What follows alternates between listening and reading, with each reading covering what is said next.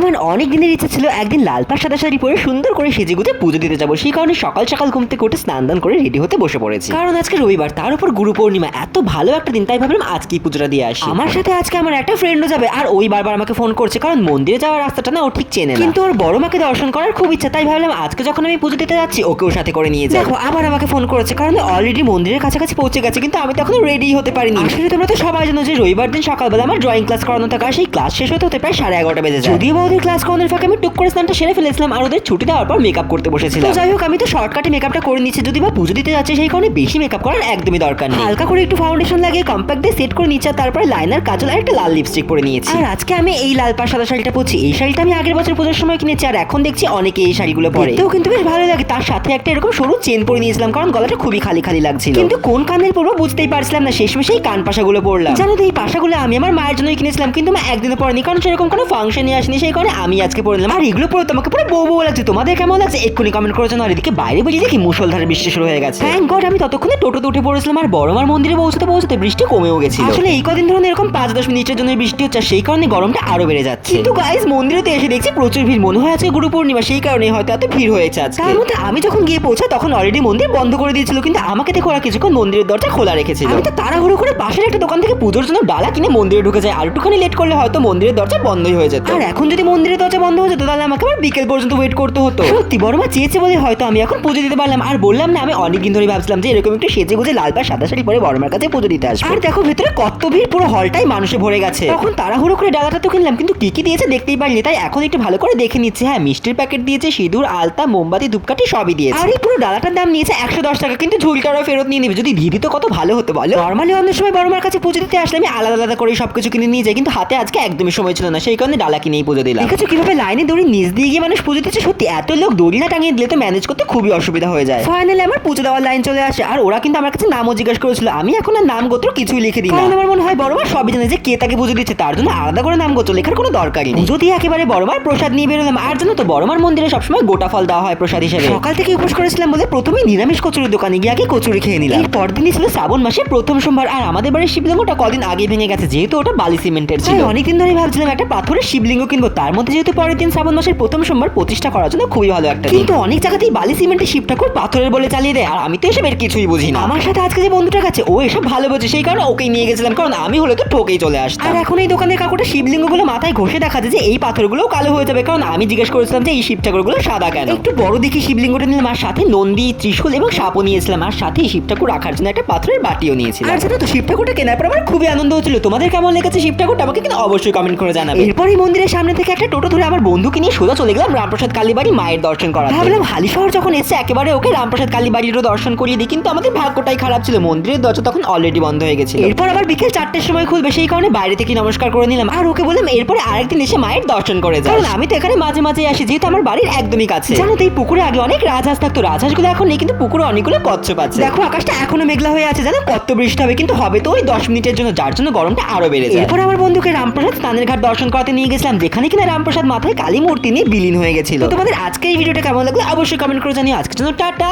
খুব ভালো থেকো।